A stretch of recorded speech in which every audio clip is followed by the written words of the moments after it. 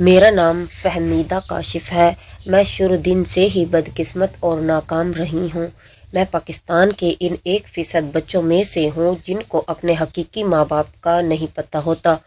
خیر، مجھے چودھری ریحان بخش نے ایک لاوارث بچوں کے ادارے سے اپنی بیگم سے اجازت کے بعد اس وقت گود لیا تھا جب ان کو یقین ہو گیا کہ ان کی بیگم ماں بننے کی صلاحیت نہیں رکھتی۔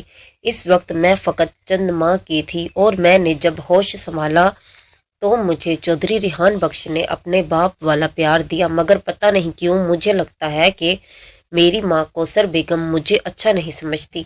جب تک میرے بابا ریحان بخش گھر میں رہتے تب تک میں گھر میں کھیلتی کودتی بہت خوش رہتی، اور بابا کے جاتے ہی کوثر بیگم کا سخت لہجہ اور رویہ مجھے سہما دیتا۔ میں ایک کمرے میں دبک کر بیٹھ جاتی، اور اگر بابا سارا دن گھر نہ آتے تو میں سارا دن وہاں بیٹھی رہتی۔ مگر جس تقدیر نے پہلے مجھے میرے سگے ماں باپ دیکھنے نہ دیے تھے، اس نے ایک بار پھر مجھے آزمانے کا فیصلہ کر لیا تھا، اور میرے بابا ریحان بخش دل کا دورہ پڑنے کی وجہ سے چل بسے۔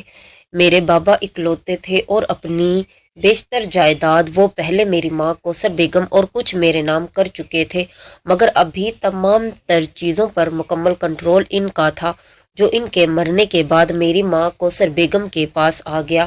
دوسرے لفظوں میں میری بدقسمتی کوثر بیگم کی خوش قسمتی بن گئی، اور کوثر بیگم نے عدت پوری ہوتے ہی بابا کے ایک ذاتی ملازم فرقان سے شادی کر لی۔ اب میری تعلیم کا سلسلہ بھی ختم ہو گیا اور میں گھر میں فرد غیر بن کر رہ گئی۔ جب فرقان کے ہاتھ اپنی ساری دولت لگی تو وہ نشے اور جوئے پر پیسہ اڑانے لگا، اور میری ماں کوثر بیگم نے بھی اسے روکنے یا سمجھانے کی کوشش نہ کی۔ ادھر میں نے جوانی کی دہلیز پر قدم رکھا، ادھر فرقان نے جوئے میں اپنا آخری گھر بھی ہار لیا۔ کوثر بیگم اب چاہ کر بھی فرقان کو باز نہ رکھ سکی، یہاں تک کہ ایک بار فرقان جوئے میں اپنی بیوی کوثر بیگم کو ہار گیا، اور تب کوثر بیگم نے میری بلی چڑھانے کا فیصلہ کیا، اور فرقان نے کوثر بیگم کی جگہ جواریوں کے سامنے مجھے پیش کر دیا۔ جس جواری کے پاس میں پہنچی، اس نے اپنی ہوس مٹا لینے کے بعد کچھ عرصہ کے لیے مجھے بطور تحفہ اپنے کسی دوست کے پاس بھجوا دیا، اور یوں 1 سال میں 7 مردوں کے پاس سے گھومنے کے بعد میں ایک بار پھر اسی جواری کی دہلیز پر آ پہنچی جس نے جوئے میں مجھے جیتا تھا۔ اب جب کہ میں اس کے کسی کام کی نہ رہی تھی تو اس نے مجھے بازار حسن میں فروخت کر دیا۔ بازار حسن میں ایک فدا خان نام کا آدمی مجھ پر فدا ہو گیا۔ اس نے مجھے بازار حسن کی ملکہ سے خریدا اور مجھ سے نکاح کر کے دبئی لے کر آ گیا، مگر وہ بھی بدذات مرد ٹھہرا۔ دبئی آ کر مجھ سے جسم فروشی شروع کروا دی۔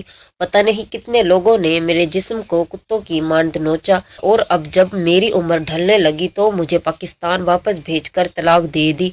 میں آج بھی لاہور میں لاوارث لوگوں کے ایک ادارے میں رہ رہی ہوں۔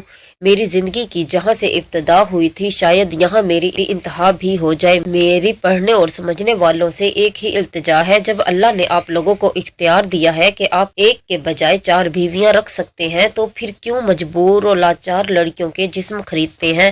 اگر آپ کے پاس جسم خریدنے کے لیے پیسے ہیں تو لڑکی کو گھر بٹھا کر کھلانے کے بھی ہیں۔ وہ راستہ اپنائیں جو آپ اور آپ کے اللہ کو پسند ہو۔ آخر میں اس بات پر متفق ہوں کہ عورت مرد سے زیادہ ظالم ہوتی ہے۔